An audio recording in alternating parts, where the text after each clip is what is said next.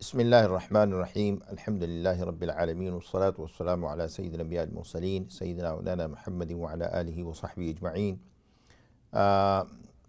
السلام علیکم ورحمۃ اللہ وبرکاتہ۔ میرے واجب الاحترام بزرگوں، عزیز ساتھیوں، دوستوں اور پیارے بچوں، اور میری محترم ماؤں، بہنوں اور پیاری بچیوں، ایک مرتبہ پھر میں آپ کو اس دین و دنیا کے اس پروگرام میں خوش آمدید کہتا ہوں۔ اور ہم ابھی بریک سے پہلے بات کر رہے تھے آداب دعا پر۔ تو جو مختلف بزرگ اولیاء اللہ اور اللہ تعالیٰ کے مقرب بندے گزرے ہیں، اللہ تعالیٰ نے ان کے علم کی روشنی میں ہمیں ان کی علم سے، ان کے تجارب سے استفادے کی توفیق عطا فرمائے اللہ تعالیٰ۔ انہوں نے ہمیں خوب مستفید کرنے کی پوری سعی اور کوشش کی ہے۔ اس سلسلے میں امام جزری رحمہ اللہ تعالیٰ نے کافی ساری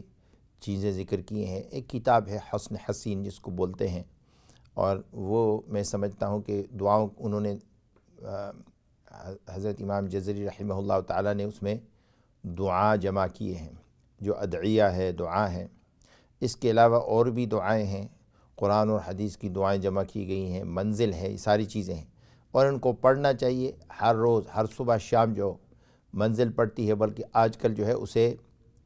ایپس پر بھی ڈاؤن لوڈ کیا جا سکتا ہے، کسی موبائل ایپس پر، تو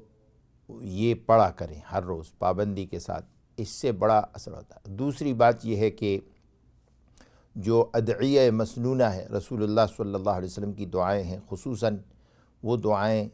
کہ گھر میں داخل ہونے کی دعا، گھر سے نکلنے کی دعا، مسجد میں داخل ہونے کی دعا، مسجد سے نکلنے کی دعا، وضو کی دعا، بیت الخلاء استعمال کرنے کی دعا،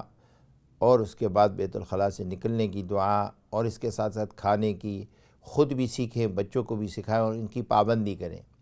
اس سے حضور قلب حاصل ہوتا ہے، اس سے وہ یقین کی کیفیت حاصل ہوتی ہے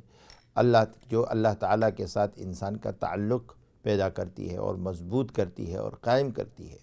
تو اللہ تعالیٰ ہمیں اس پر عمل کرنے کی توفیق۔ اس کے ساتھ ساتھ یہ ہے کہ قرآن کریم کی تلاوت، رسول اللہ صلی اللہ علیہ وسلم پر درود شریف اور استغفار کا ورد کرنا۔ جتنا انسان استغفار کرتا ہے،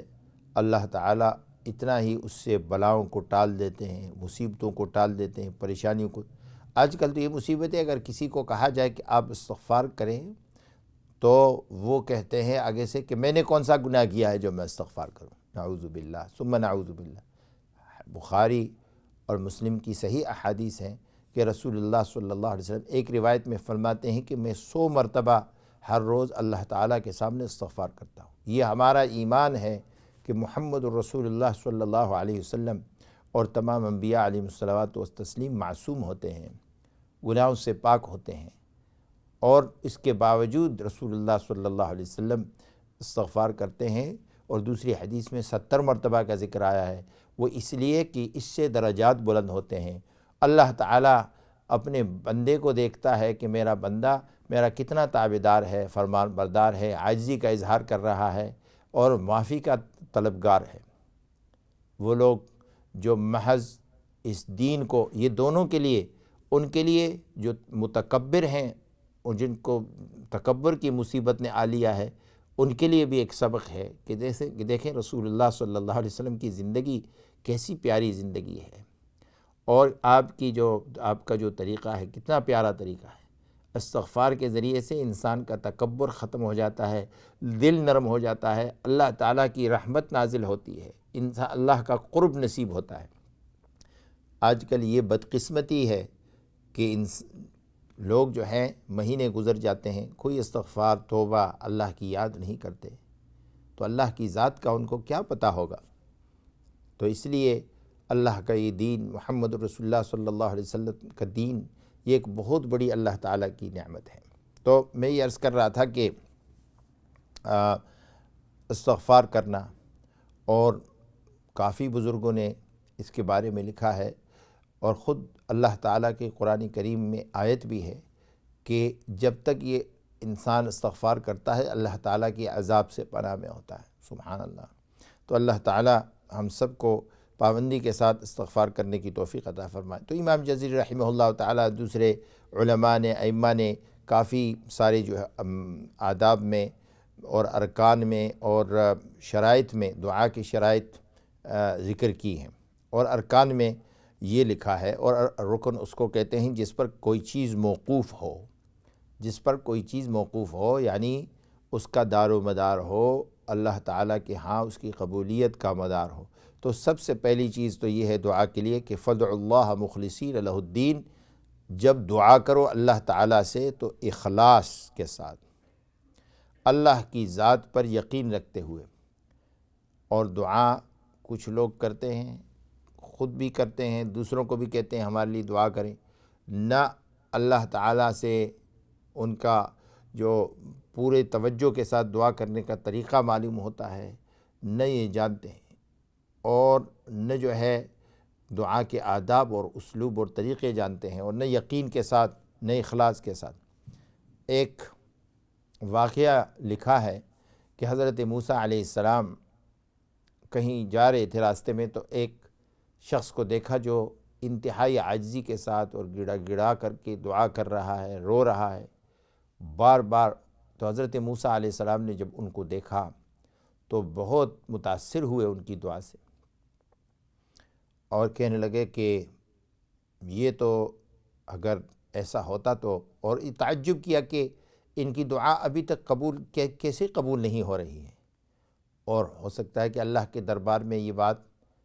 انہوں نے پیش بھی کی ہو۔ تو اللہ تعالیٰ نے وحی کے ذریعے سے ان کو بتایا کہ آپ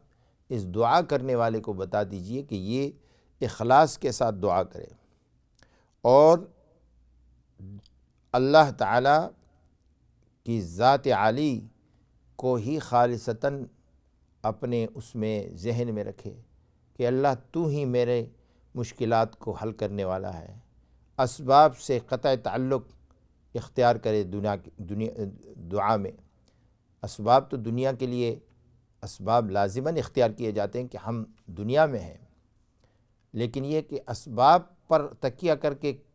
یہ کہنا کہ we just take the means on its own without supplication, without supplicating to Allah subhanahu wa ta'ala azza wa jal, that's a disaster. یہ تباہی ہے۔ ایک شخص جب یہ کہتا ہے کہ میرے پاس مال ہے، دولت ہے، علم ہے، اور یہ ہے وہ ہے، میں تو سب کچھ کر سکتا ہوں،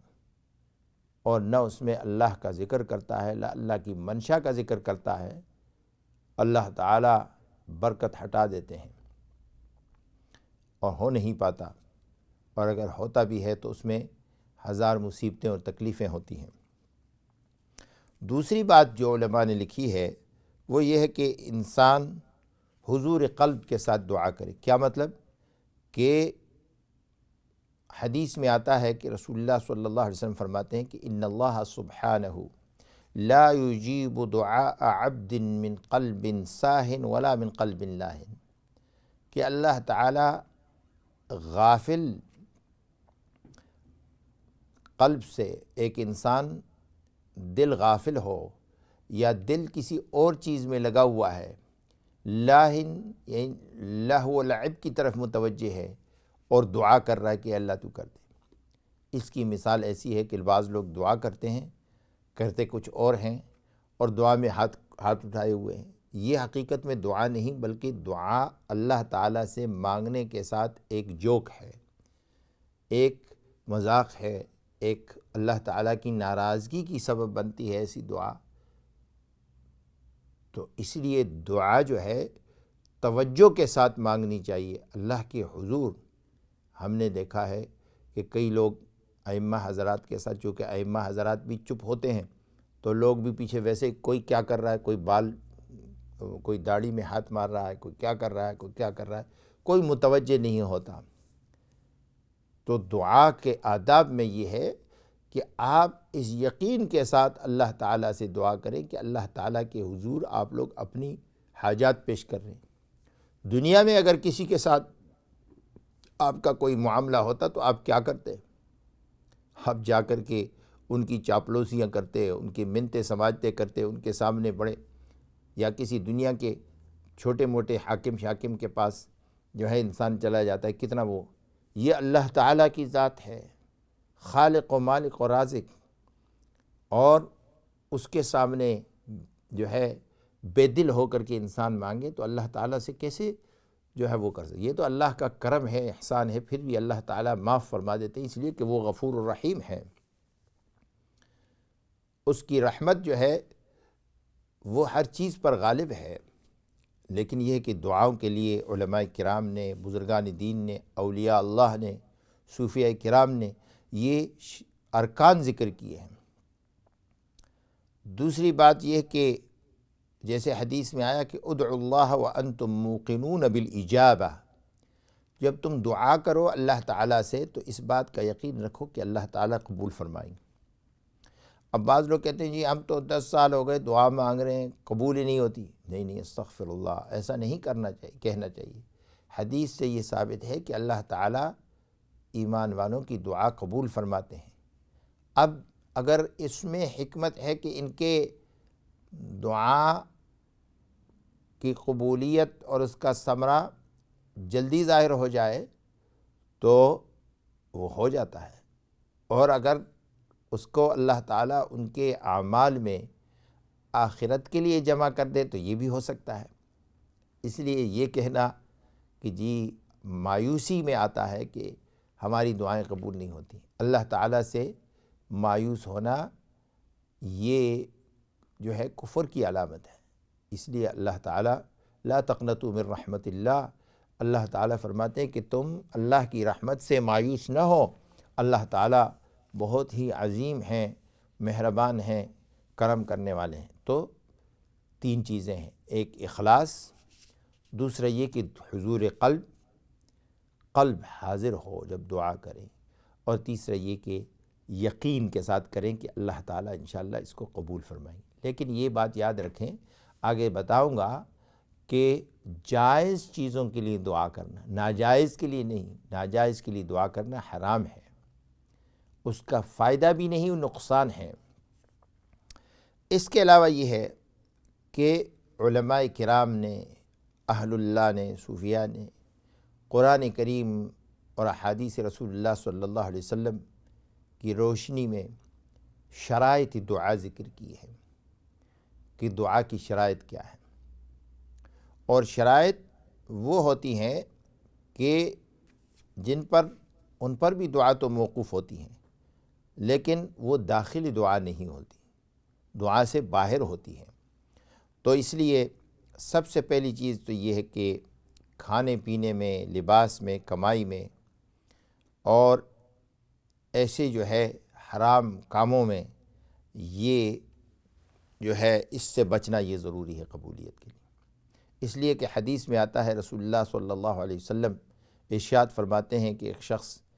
آتا ہے جو سفر کی حالت میں ہوتا ہے، اشغث اغبر یمد یدیہ،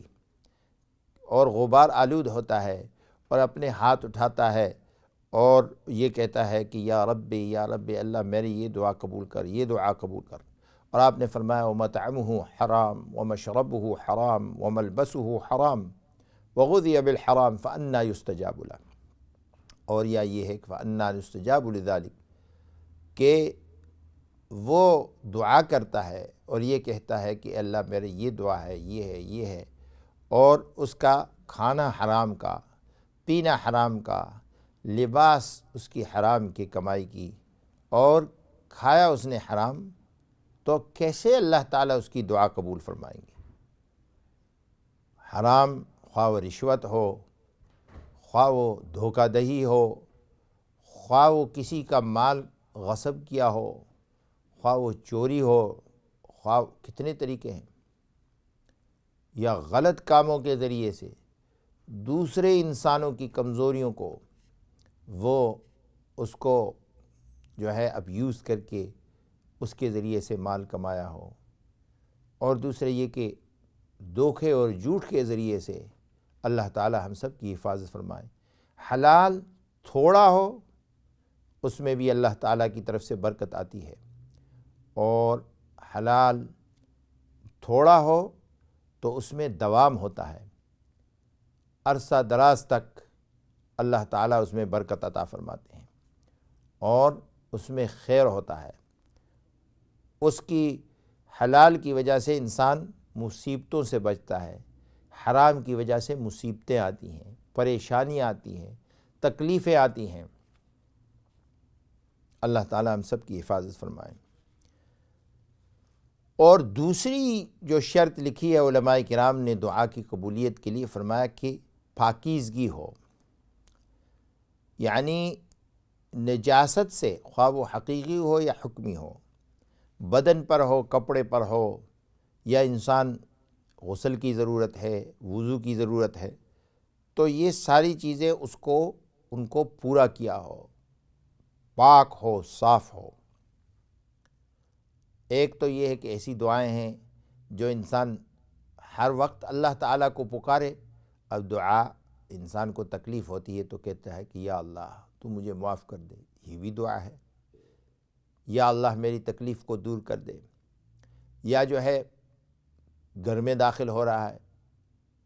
اب اس کے لیے تو ظاہر ہے کہ وضو شرط نہیں ہے۔ ایسی دعائیں کہ جب اجتماعی طور پر یا انفرادی طور پر لمبی دعا کرے، اپنے حاجات کے لیے اللہ تعالیٰ کی طرف تضرع کرے، تو اس وقت فرمایا کہ یہ اس کے شرائط میں سے ہے کہ وضو، پاکیزگی اور کپڑے صاف، اور اس کے ساتھ ساتھ فرمایا یہ ہے کہ معنوی پاکی ضروری ہے۔ ایک تو یہ کہ ہم ظاہراً پاک ہوتے ہیں، کپڑے صاف ہیں، وضو کر لیا، غسل فرض تھا وہ کر لیا، اور سب کچھ کر لیے، بہت اچھی طریقے سے جا نماز اور ساری چیزوں پر بیٹھ گئے، قبلہ رو بھی ہو گئے، لیکن دل کے اندر شرک ہے، اللہ کے ساتھ کسی اور کو شریک کر رہے ہیں، تو فرمایا اس سے بھی اپنے دل کو پاک کر لو۔ یا دنیا کی محبت دل کے اندر ایسی بری ہوئی ہے کہ پھر اسباب کی طرف متوجہ ہوتے ہیں، تو اس کو صاف کر دو، خالصتاً اللہ تعالیٰ کی جو ہے کہ دربار کی طرف متوجہ ہوں، اللہ کی ذات کی طرف متوجہ ہوں۔ اب فرمایا کہ جب دعا کرو تو اس کے لیے فرمایا کہ حدیث میں آتا ہے، رسول اللہ صلی اللہ علیہ وسلم سے حدیث منقول ہے کہ آپ نے فرمایا کہ پہلے دعا کرنے سے پہلے اللہ تعالیٰ کی بڑائی اور حمد بیان کریں، اور اس کے بعد رسول اللہ صلی اللہ علیہ وسلم پر درود شریف بھیجیں۔ So first praise Allah subhanahu wa ta'ala azza wa jal, then salutation on the Prophet صلی اللہ علیہ وسلم، پھر انسان دعا کرے، فَلْيَدْعُ بِمَا شَاءَ۔ اور حضرت عمر رضی اللہ تعالی عنہ سے ایک روایت منقول ہے کہ فرمایا کہ الدعاء موقوف لا يسعد منه شيء حتى يصلي على النبي محمد صلی اللہ علیہ وسلم، کہ انسان کی دعا موقوف ہوتی ہے، رک جاتی ہے، قبول نہیں ہوتی جب تک کہ اس کے ساتھ اللہ کے نبی صلی اللہ علیہ وسلم پر درود شریف نہ پڑھا جائے، اس میں سلیٹیشن نہ ہو، دعا قبول نہیں ہوتی۔ میں آپ کو ایک بڑی عجیب بات بتاؤں، دعا کی قبولیت تو یقین کے ساتھ کہ اللہ تعالیٰ دعا قبول فرماتے ہیں، لیکن نبی کریم صلی اللہ علیہ وسلم پر درود شریف بھیجنا وہ ایک ایسی دعا ہے جو 100% اللہ کے ہاں قبول ہے، اور اس کی برکات اور انوارات اس لیے کہ اس کے ذریعے سے اللہ تعالیٰ باقی دعاؤں کو بھی قبول فرما دیتے ہیں۔ ورنہ حضرت عمر رضی اللہ تعالیٰ عنہ کی اس روایت کو دیکھ لیجئے، اور یہ تو اس لیے فرمایا کہ اس کے علاوہ اور بھی کافی ساری اور ایسی روایتیں ہیں جس میں فرمایا کہ رسول اللہ صلی اللہ علیہ وسلم کی ذاتی اقدس پر صلاۃ اور سلام پڑھنا، درود شریف کا پڑھنا، یہ دعا کے قبولیت کے اسباب میں سے۔ تو یہ شرائط میں لکھا ہے علماء کرام نے کہ ایمان والا جب دعا کرے، حمد و ثنا کہے، اور اس کے بعد رسول اللہ صلی اللہ علیہ وسلم پر صلاۃ و سلام کہے، پھر دعا کرے۔ اور جیسے صوفیاء کرام علماء کرام بزرگان دین سب کا طریقہ ہے کہ اس کے آخر میں بھی درود شریف پڑھ لے اور اس کا اختتام بھی درود شریف پر کرے. finish the dua on the salutation of the Prophet صلی اللہ علیہ وسلم. اس لیے کہ دعا کے پہلے اور آخر میں جب درود شریف ہوگا تو اللہ تعالیٰ درمیان میں جتنے مقاصد، جتنے آپ نے اپنے مطالب اور اپنی احتیاجات کا ذکر کیا ہے، اللہ تعالیٰ اس کو درود شریف کی اول اور آخر کی برکت سے اس کو قبول فرمائیں گے. تو یہ بہت ضروری ہے. اس کے علاوہ یہ ہے کہ دعا میں اپنی جب انسان دعا کرے، عاجزی کرے، انکساری کرے، مغفرت کی دعا کرے تو اپنے گناہوں کا اقرار کرے اور خوف اور ندامت پیدا کرے، خشوع اور خضوع پیدا کرے، جو کہ انتہائی ضروری ہوتی ہے. بعض لوگ متکبرین کی طرح دعا کرتے ہیں، اللہ کے سامنے کوئی خشوع و خضوع نہیں کرتے، اور بعض وہ اتنے رونے دھونے شروع کر دیتے ہیں جیسے کہ اللہ تعالیٰ پر نعوذ باللہ زور لگا رہے ہوں، اور الفاظ ایسے استعمال کرتے ہیں جو آداب دعا کے خلاف ہوتے ہیں. اور اس کے ساتھ ساتھ یہ ہے کہ نعوذ باللہ اللہ تعالیٰ کے سامنے جملہ شرطیہ کے ساتھ دعا کرتے ہیں کہ اگر آپ یہ ہو جائے، وہ ہو جائے، یہ کر دیجیے، زور کرتے ہیں. اللہ تعالیٰ تو خالق ہے، مالک ہے، رازق ہے، مالک الملک ہے، ذوالجلال والاکرام ہے. اگر وہ چاہے دعا قبول کر لیں، چاہے تو نہ کریں. تو اس لیے دعا کے اندر آداب کو مد نظر رکھا جائے. اگر انفرادی دعا کرتا ہے، کسی ایسی جگہ کرتا ہے جہاں دوسرے لوگ بھی بیٹھے ہوئے ہیں یا لوگ سن لیں گے، تو مستحب یہ ہے کہ اس میں تضرع، جیسے کہ قرآن میں آیا کہ ادعوا ربکم تضرعا وخفیہ، کہ دعا کرو عاجزی کے ساتھ اور رازداری کے ساتھ، آہستہ سے. اور اگر اجتماعی دعا ہو یا کہیں الگ اکیلے سے اپنے کمرے میں، اپنے گھر میں دعا مانگ رہے ہیں جہاں کوئی اور ڈسٹرب نہیں ہو رہا ہے یا کسی کو تکلیف نہیں ہو رہی ہے، تو زور سے بھی دعا کر سکتے ہیں. لیکن یہ کہ فرمایا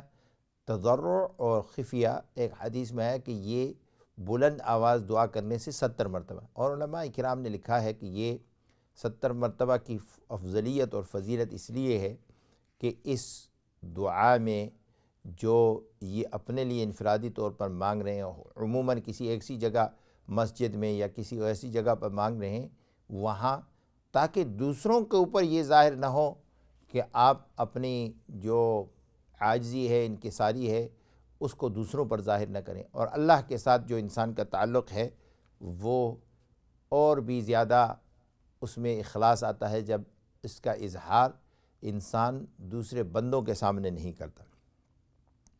اس کے ساتھ ساتھ مستحبات دعا میں سے یہ لکھا ہے کہ فرمایا کہ انسان صاف ستھرے کپڑے پہنے، صاف ستھرا ہو اور پاک صاف ہو، بدبودار چیز نہ ہو، خوشبو لگائے، اور دعا سے پہلے ہو سکے تو کوئی نیک کام کرے. اگر کوئی ایسی حاجت کے لیے، تقاضے کے لیے اور پریشانی کے لیے، مصیبت کے لیے انسان دعا کرے تو اس سے پہلے صدقہ کرے، خیرات کرے، اور روزہ رکھ لے، نماز پڑھ لے، نفل نماز پڑھ لے، قضاء حاجت کی نماز پڑھ لے، اور اس کے بعد دعا کرے. یہ چیزیں مسنون اور مستحب ہیں. ہمارے یہاں 2 چیزیں ہیں. ایک تو یہ ہے کہ دعا کرتے ہیں لیکن یہ کہ کوئی صدقہ خیرات نہیں کرتے، اور اگر صدقہ خیرات کرتے ہیں تو دعا نہیں کرتے. تو اس لیے اس چیز کا اہتمام کیا جائے. اور فرمایا کہ آداب دعا میں سے یہ ہے کہ قبلے کی طرف منہ کر کے اور ادب کے ساتھ بیٹھ کر کے، جیسے کہ بیٹھا جاتا ہے نماز کے اندر، اور دونوں ہاتھوں کو اٹھا کر کے اللہ تعالیٰ سے دعا کرے. اور سب سے بڑی بات یہ ہے کہ اللہ تعالیٰ کی ذات عالی کا وسیلہ اسماء اللہ الحسنہ کے ذریعے سے دعا کریں. اور اس کے ساتھ ساتھ یہ کہ اپنے اعمال کے وسیلے سے دعا کریں. اور وسیلے کا ذکر اس لیے کہ قرآن کریم میں اس کا ذکر ہے کہ اللہ تعالیٰ کی طرف وسیلے کو تلاش کرو۔ اب وسیلہ بالذوات کہ انبیاء علیہم الصلوات والتسلیم اولیاء اللہ کا وسیلہ، اور کتنے قسم ہے وسیلے کے، اور وسیلہ بالذوات بعد الممات اور فی الحیات، یہ سارے مسئلے ہیں، اور دعا کے اندر ان کا ذکر کرنا ہے۔ ہمارے جیسے اہل سنت والجماعت کا عقیدہ ہے کہ ہم وسیلے کے قائل ہیں، جیسے کہ اس میں ذکر کیا گیا ہے۔ اس کے بارے میں انشاءاللہ اگلے سیشن میں تفصیل کے ساتھ پھر ذکر کروں گا، اور اللہ تعالیٰ مجھے اور آپ سب کو جو کچھ کہا سنا اس پر عمل کرنے کی توفیق عطا فرمائے، اور اس کے ساتھ ساتھ یہ ہے کہ ہمیں اللہ تعالیٰ اپنے ذات عالی کے ساتھ تعلق قائم کرنے کی توفیق عطا فرمائے، سیرت الرسول صلی اللہ علیہ وسلم کو پڑھنے کی توفیق عطا فرمائے، دعائیں کرنے کی، سیکھنے کی، بچوں کو سکھانے کی توفیق عطا فرمائے۔ اللہ تعالیٰ جو کچھ کہا سنا اس پر عمل کرنے کی توفیق عطا فرمائے۔ وآخر دعوانا الحمدللہ رب العالمین وصلی اللہ وسلم علی نبینا محمد برحمتک یا ارحم الراحمین۔ السلام علیکم ورحمۃ اللہ وبرکاتہ۔